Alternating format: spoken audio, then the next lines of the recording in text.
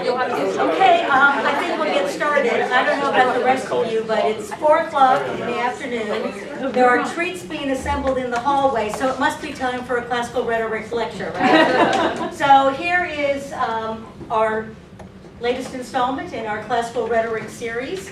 We're happy to have Peter O'Donnell with us from Stanford, who's one of the finalists for this presidential hiring initiative in classical rhetoric. When this party is over, I remind you that the party downtown is about to start, the Twilight Criterium, so plan your exits accordingly, either directly to downtown to participate, or as far away as possible to avoid the traffic. So, Peter, I'm going to turn the podium over to you. Welcome to Peter O'Connell.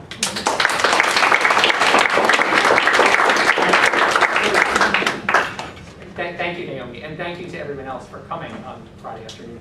There is a handout, as everyone has. You'll notice that it has Greek text with English translation.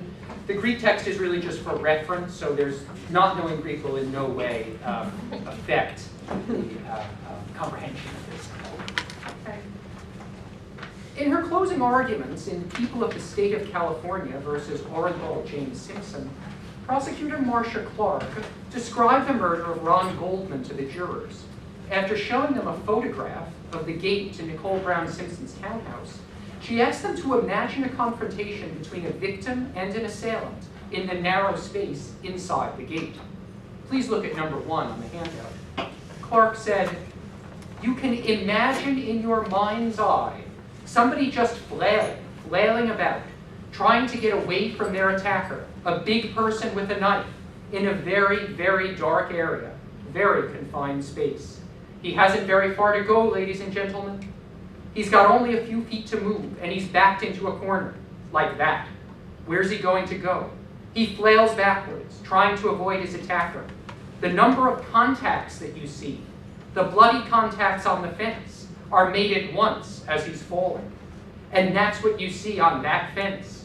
You see a young man bleeding, backing and falling, vainly trying to get away from the defendant, who has him cornered in a cage and is coming at it with a very long knife." Clark begins by asking the jurors to imagine in your mind's eye a general scene of somebody trying desperately to get away from an armed attacker.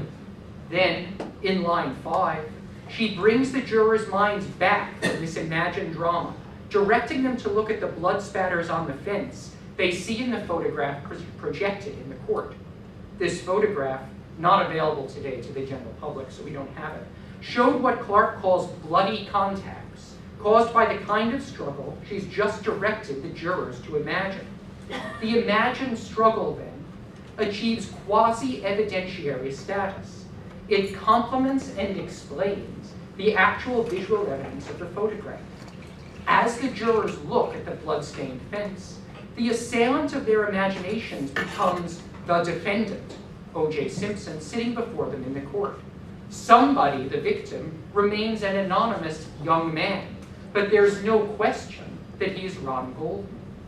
Under Clark's direction, the juror's mental image of a hypothetical struggle in a confined space has turned into a mental image of O.J. Simpson killing Ron Goldman. There are no witnesses who can place Simpson at the crime scene, but Clark has tried to exploit the jurors' imaginations so that they become witnesses in her favor. In asking the jurors to picture her version of the crime in their mind's eye, Clark employs a technique familiar to ancient rhetorical theorists. They called it by names like enargeia, diatuposis, and ekphrasis, all of which can be rendered in English as some form of vividness. Modern lawyers call it painting the word picture. Leonard Dieckhoff, a personal injury lawyer and the author of the Opening Statements Handbook in the Art of Advocacy series, writes that litigators should describe the central event of their case in such a way that they make it happen all over again while the jurors are watching. For Marcia Clark, painting the word picture complemented the visual and physical evidence she presented to the jury. But for ancient litigants, who lacked photographs, videotapes, computer simulations, fingerprints, and DNA evidence, using language to make it happen all over again while the jury is watching was often the only way to create a sense of visual certainty for the jurors. Today, I investigate how litigants in classical Athens tried to manipulate their jurors into accepting their description of past events through appeals to their visual imaginations. By classical Athens, I mean the 5th and 4th centuries BCE, the period of the Athenians' radical experiment in direct democracy. With verbs of seeing, Athenian litigants directly urge their jurors to imagine themselves as eyewitnesses of events they could not possibly have seen in person. Litigants' ability to blur the line between what the jurors hear and what the jurors see also testifies to the unique power of verbal persuasion in democratic Athens. My argument that litigants attempt to create a sense of imagined presence in their jurors so that they experience their verbal narratives like witnesses begins with a consideration of the nature of persuasion and justice in democratic Athens. Then, it progresses through a close reading of 4 texts, 2 theoretical ones, and 2 actual Athenian legal speeches. Let's turn to part 1, Persuasion and Justice in Democratic Athens. During the approximately 140 years of the Athenian radical democracy, from the late 460s to 322 BCE, the Athenian courts tried cases between 175 and 225 days a year. Juries, which consisted of at least 201 men, and often many, many more, decided the cases by simple majority. There were no judges and no lawyers. The courts, therefore, were one of the most fundamental ways that the Athenian people, the demos, exercised its power. In the United States, we're accustomed to an independent judiciary, free, at least in theory, from political interference. Such a concept would have been inconceivable to the Athenians. Since the jurors were a subset of all Athenian citizens, the same people voted on matters of domestic and foreign policy in the assembly as voted on personal disputes in the courts. Both venues were living models of democratia, where the demos exercised its kratos, its power, by direct participation in political and legal decisions. You're looking at a red figure wine cup from 470 to 460 BCE showing a stylized version of jurors voting. If you look up at the top, you see this guy dropping his ballot into a big amphora. And after the voting was finished, they would have counted them up to decide whether the defendant or the prosecution won. Now, although archaeologists have found little evidence for what the Athenian courts actually looked like, the reconstruction of the square peristyle, probably built in 300 BCE as a replacement for an earlier court complex, gives us a general idea of the setting for most Athenian trials. So you see this building which has an open courtyard in the middle, and then 4 open areas in the corners with benches facing them like that. So this has been reconstructed to suggest that up to 4 trials could be heard at once.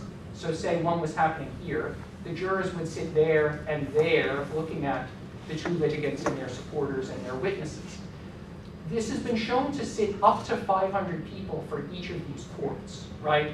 And presumably if you had one trial requiring more than 500 jurors, you could combine 2 of them and have people either sit in benches in the courtyard or squeeze together on the benches. If you look in the reconstruction, you can see the benches there under the colonnades with the open area there.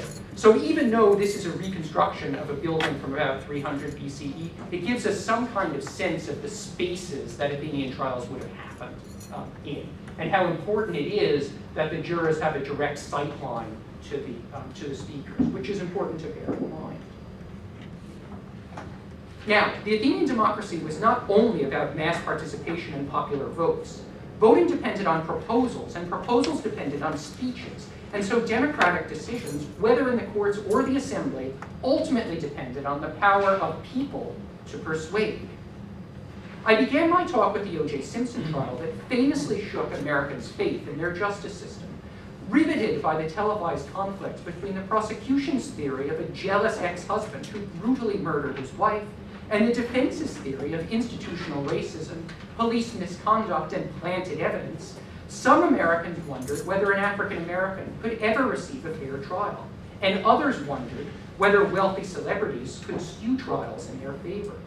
On another level, the trial illustrated a central challenge of American jury trials. Since jurors have, by design, no prior knowledge of a case, there's no way for them to know exactly what happened. In the O.J. Simpson trial, the conflicting evidence and apparently compromised witnesses enabled the defense team to use the jurors' uncertainty to gain their client's acquittal. Just as the Simpson trial can give us insights into the nature of justice, certainty, and persuasion in the American democracy, an examination of classical Athenian trials can shed light on the nature of justice, certainty, and persuasion in this other democratic society, very different from our own. When Marcia Clark appealed to her jurors' mind's eyes, she used their imaginations to supplement the visual evidence of the photograph, and also, in the larger context of the trial, many more photographs, the jurors' visit to the crime scene, and the DNA evidence. Even though certainty in American courts is always elusive then, jurors can use a broad array of details to help them come to a decision. Without the benefits of modern technology, however, Athenian jurors were much more dependent upon verbal argument. They listened to two opposing speeches and made their decision based on what they heard. An Athenian jury, then, was at its heart a rhetorical contest. Unlike in American trials, where jurors achieve greater or lesser degrees of certainty based on a combination of verbal argument and physical evidence, Athenian jurors' certainty was entirely dependent on how persuasive the litigants' performances were. The classical Athenians conceived of verbal persuasion in a fundamentally different way from modern Americans. Peitho, the Greek word for persuasion, was a goddess, and the Athenians actually sacrificed to her. You're looking at an image of Peitho on a large water jar from South Italy. There she is, and here she is here. Next to her is Leda kissing the swan. As some of you probably know, the myth of the birth of Helen of Troy is that Zeus turned into a swan so that he and Leda could have sex, and then her daughter was Helen. So what we see is Peitho in the act of persuading Leda to fall in love with the swan. Now, Peitho was closely connected to Eros in Rome. Eros, the goddess of sexual attraction. Both powers could overcome people and compel them to act. The philosopher and rhetorician Gorgias even says that persuasion can mold the soul however it wishes. He compares persuasion's effects on the mind to a drug's effect on the body. It can either heal or hurt, but listeners are powerless to resist it. Persuasion may have been an irresistible force, but the Athenians also knew that verbal communication was an inadequate way of learning the truth. Thucydides, for instance, complains that even people who experience the same battle report it in different ways. Actually, seeing something happen is a much surer way to learn the truth than listening to someone tell you about it. Litigants in the Athenian courts then had a great, powerful weapon, verbal persuasion, which they augmented with a host of sophisticated rhetorical techniques. At the same time, however, they and their jurors realized that verbal persuasion could never replace actual eyewitness knowledge. We turn now to the second part of this presentation, Ajax and the problem with jurors, to see how one Athenian rhetorical theorist presented the conflict between words and visual evidence as a possible barrier to justice in the Athenian courts. Early rhetorical theorists often composed fictional speeches to impose problems posed by communication. Sometime in the late 5th or early 4th century BCE, the philosopher and rhetorician Antisthenes composed two short speeches of this sort. They purport to be spoken by the heroes Ajax and Odysseus to determine which of them would be awarded Achilles' arms after his death on the battlefield outside Troy. You're looking at an Attic black figure Pelike from the late 6th or early 5th century BCE, and what you see is Odysseus standing on a platform giving a speech. His mouth is open. This says Odysseus in Greek letters, and here's Ajax over here listing. That says Ajax in Greek letters, going right to left. And in between them is Achilles' armor, to be decided by whoever wins this rhetorical contest. Now, even though this Chrysis Hoplon, or judgment of arms, belongs to the heroic age, hundreds of years before the Athenians developed their legal system, Antisthenes imagines it as a jury trial like the ones conducted in classical Athens.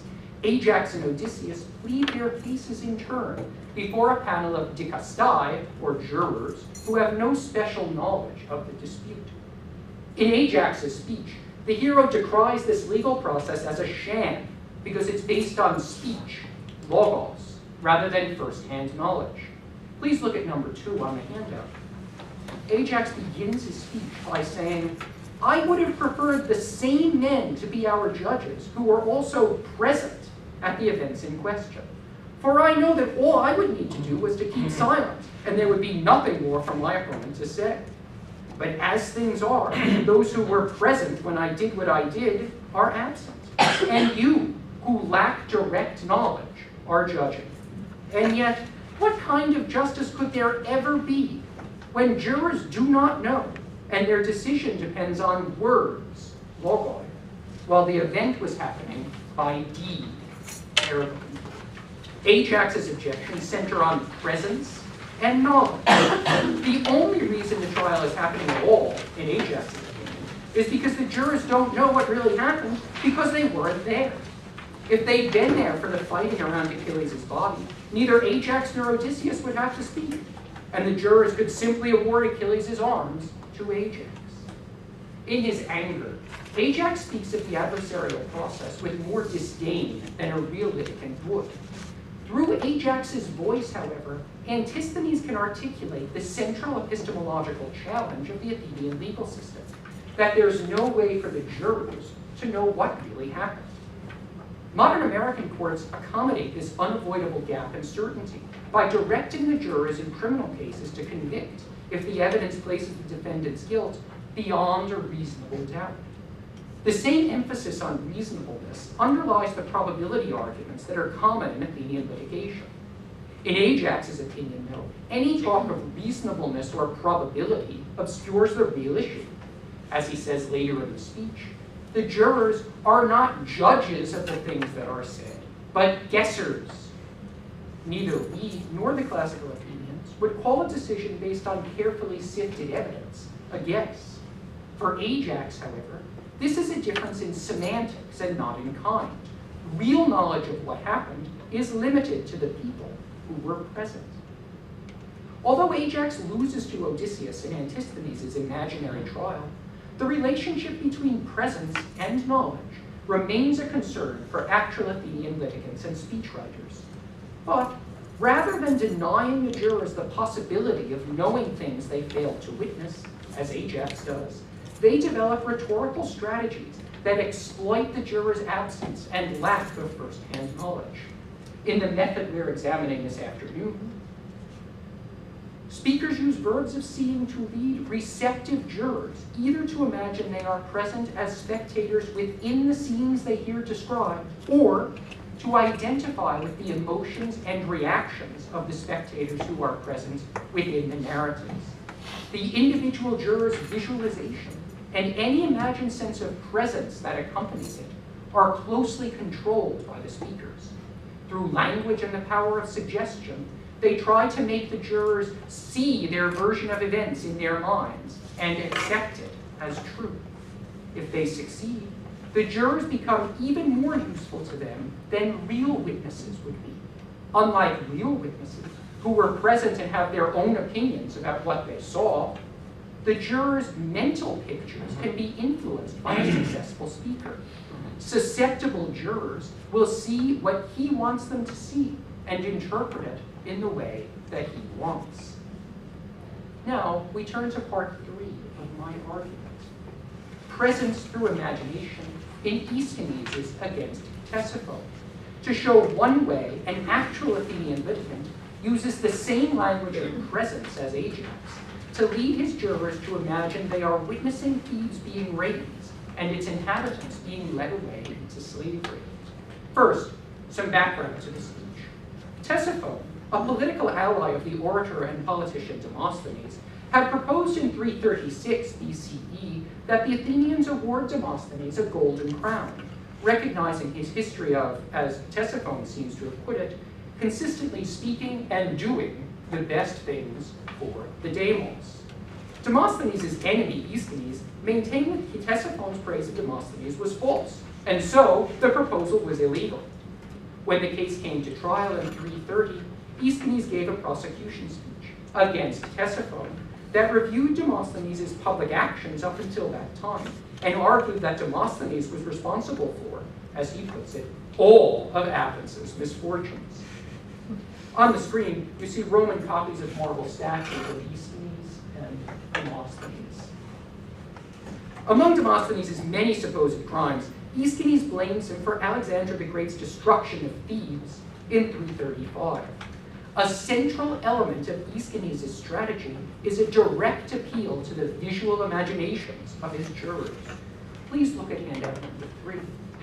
He says to his jurors, "But since you were not present in the flesh, look with your imaginations at their misfortunes, and suppose that you see a city being captured, walls being razed, homes in flames, women, children being led to slavery, old men, old women unlearning late in the day what it means to be free, weeping, begging you, angry not at the people taking revenge on them, but at the men responsible for these events, solemnly instructing you under no circumstances to crown the violator of Hellas, but to be on your guard against the evil destiny and bad luck that dogs that man's footsteps. For no city nor private individual ever turned out well for relying on the advice of a Demosthenes." Aeschines begins by acknowledging that the jurors were not present at the destruction of Thebes. Unlike Antisthenes' Ajax, however, Aeschines doesn't consider their absence a barrier to knowing what happened.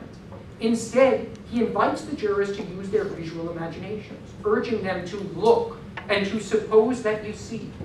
Tois somasin, in the flesh, and tais dianoiais, with your imaginations, have the same position in the first two clauses, underscoring through word order that imagined sight should replace bodily presence.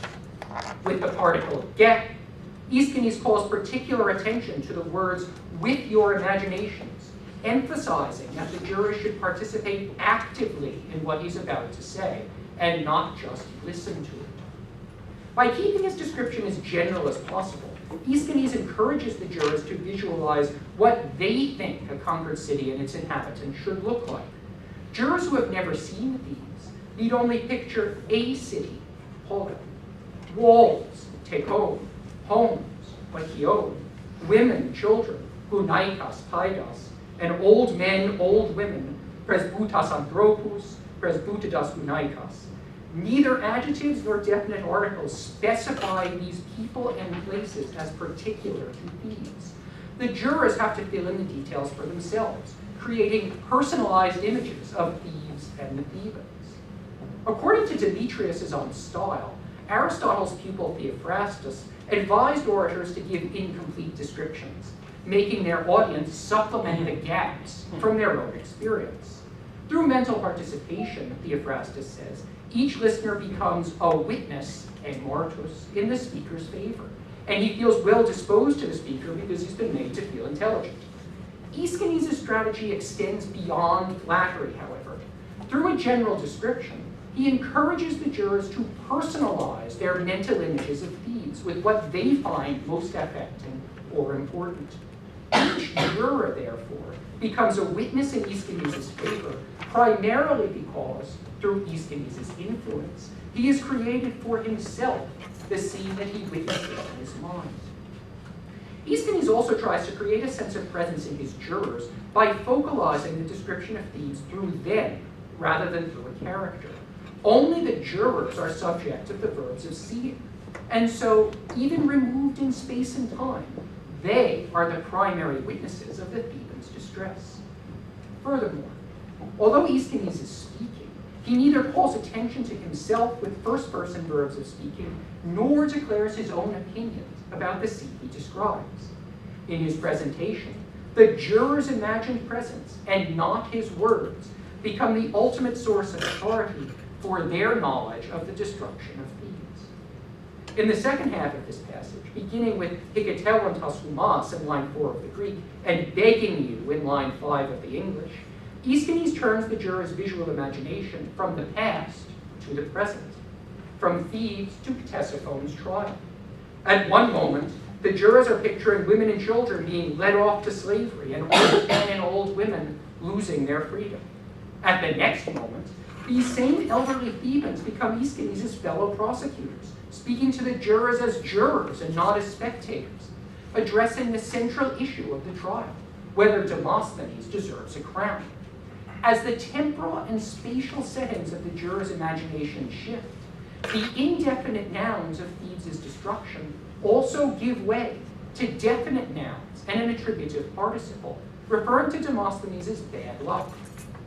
In an indirect statement representing the voice of the old men and women, Aeschines calls Demosthenes the violator of Hellas, in Greek, ton tes helados alaterion, and he urges the jurors to be on your guard against the evil destiny and bad luck that dogs the man's footsteps, in Greek, to anthropo.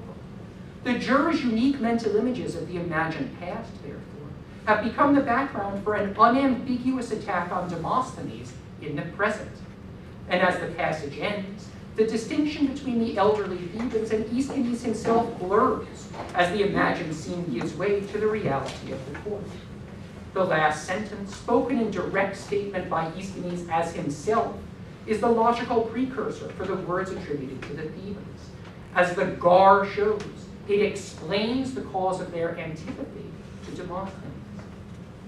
Aeschines' attempt to guide his jurors' imaginations from an indefinite mental picture of the past to a specific mental picture of allies attacking Demosthenes in the present resembles the trajectory of Marcia Clark's manipulation of her own jurors' imaginations. Like Aeschines, she begins with vague references to the characters the jurors should picture to themselves, but then she places this mental image within the photograph scene the jurors see before them. Aeschines has no photograph of Thebes which he can make the background for the drama he describes.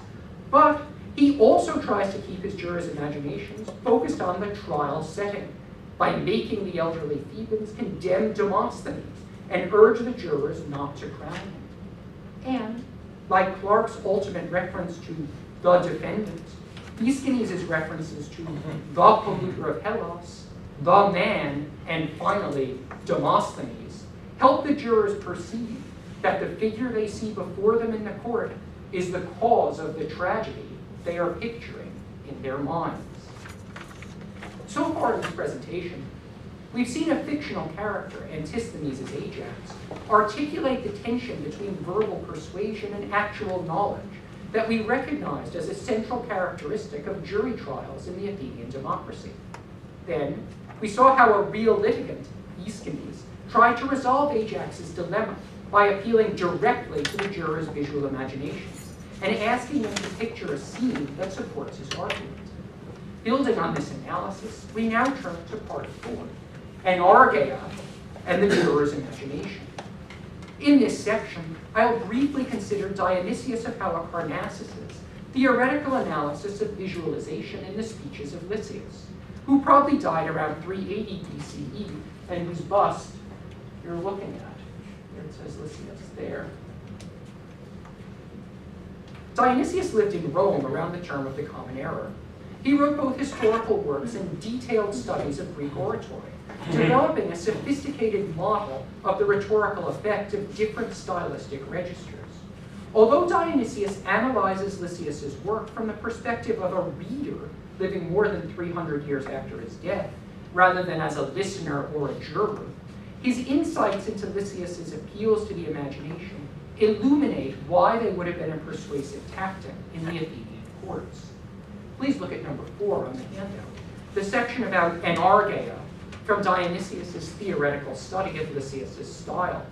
Dionysius writes, "Vividness, an argeia, is a quality which the style of Lysias has in abundance. This consists in a certain ability to bring the things that are spoken before the senses, and it arises out of his grasp of circumstantial details. Nobody who applies his imagination to the speeches of Lysias will be so obtuse, insensitive, or slow-witted that he will not feel that he can see going on the things that are being made clear, and that he interacts with the people whom the orator brings forth as though they are present. And he will require no further evidence of what would be fitting for them to do, suffer, plan, or say, for Lysias was the best of all orators at observing closely human nature and describing to each type of person the appropriate emotions, moral qualities, and actions. Dionysius is before the senses, hupotas aestheses, see, oran, and the things that are being made clear, de lumina, indicate that he's thinking of enargeia as causing an imagined shift from reading to seeing. Let's look closely at the second sentence, beginning in line 2 of the Greek and 3 of the English, to see how this shift works. The reader must apply his imagination, his dianoia, in order to feel that he sees going on the things that are being made clear. This emphasis on imagination is a fundamental insight. The mental images associated with enargeia result not only from Lysias's grasp of circumstantial details and his ability to observe clearly, but also from his reader's conscious decision to use his or her imagination to picture what the text says. Dianoia is the same word we saw Aeschines use in Against Ctesiphon. And like Aeschines, Dionysius maintains that an effort of focused dianoia will lead the imaginer to achieve a sense of imagined presence. For Aeschines, imagined sight replaced actual bodily presence. For Dionysius, the reader who feels that he sees also feels that he's interacting with the people he hears about as though they are present. Dionysius' next sentence places this imagined sight firmly in the context of legal argument. The imagined reader, he says, will require no further evidence of what would be fitting, a cause, for them to do, suffer, plan, or say. A cause arguments, or arguments based on what is probable or fitting, are a hallmark of Athenian legal argument, and Dionysius maintains that Lysias's readers will need them, since they can already see in their minds everything they need to know. For Dionysius, then, Lysias's logoi achieved what Antisthenes' Ajax declared impossible. Ajax called jurors guessers because they had to rely on second-hand descriptions and arguments from probability. For Dionysius, too, the acos arguments associated with judicial logoi are less compelling than the knowledge of people who were present at the contested event. But from his reading of Lysias, Dionysius realizes that the imaginary presence of readers can sometimes be an effective substitute for the real presence of witnesses. Dionysius' analysis is theoretical rather than practical. As a reader and a stylistic critic, he's not concerned with how the sense of visual presence he describes would have worked in an Athenian court. For us, however, Dionysius' argument leaves the central questions unanswered. How would Lysias have encouraged his jurors to experience the sense of presence that Dionysius claims all but the dullest of his readers experience? How would he have directed his jurors to apply their imaginations so that his grasp of circumstantial details and observation of character types could lead them to become imagined witnesses in favor of his clients? To answer these questions, we turn now to the final argument of this call, shared spectatorship in Lysias. We've already seen in part 3 how Aeschines' direct appeal to his jurors' visual imaginations exemplified one way that Athenian litigants try to turn their jurors into imagined eyewitnesses. Now, we'll see another technique exemplified by Lysias. By referring to the reactions of spectators within his narrative, he encourages the jurors, the spectators in the court, to apply their imaginations and identify with these internal spectators, and to experience the sense of presence that Dionysius describes. You're looking at two goddesses, Nemesis, pointing, and either Tuke or Elpleia. They're sharing disapprovingly in the sight of Helen giving into pressure from Aphrodite and Peitho. The shape of the vase makes it impossible to see both groups, but here Nemesis and Euclea or Tupe. Nemesis is labeled, this figure is not. Pointing here at Peitho, there's Peitho, convincing Helen, who's sitting on the lap of Aphrodite, to fall in love with Paris. Through language, Lysias tries to make his jurors join the characters in his narratives in a similar act of shared looking to what Nemesis and Euclea or Tuke are experiencing. I will focus primarily on Lysias's fragmentary speech against Thasus. Building on my analysis of against Ctesiphon, I'll argue that visual language is an important element in Lysias's attempts to manipulate his jurors' imaginations. I'll also show how Lysias, like Aeschines and Marcia Clark, ensures that his jurors' imaginations remain rooted in the here and now of the courtroom, even while he encourages them to visualize past events. The longer fragment of Against Thasus is more than a page long, and it contains a narrative account of a particularly wanton crime. We learn that two young men who live near each other, Thasus and Archippus, get into an argument at a wrestling ground. Thasus tells his guardian Pythias about the dispute. Now, Pythias also happens to be Thasus's lover. And Pythias advises Thasus to make a pretense of reconciliation and to bide his time until he can deal with Archippus alone. So, Thasus pretends to be friends with Archippus and invites him to a party on the night of the horse race at the festival of the Anakeia. When Archippus arrives at Thasus' house, Thasus' slaves tie him to a pillar, and Thasus whips him repeatedly. Then, he locks Archippus in a room overnight, and the slaves whip him more in the morning. The unnamed speaker of Against Thasus is Archippus' friend, who accompanied him to Thasus' house, but was thrown out before the assault started. His account demonstrates what Dionysius calls Lysias' grasp of circumstantial details. The history of the dispute, the odd sexual relationship between Thasus and his guardian, the celebratory atmosphere after the Anakeia horse race, the pillar in Thasus' house, and even the second beating when it had just become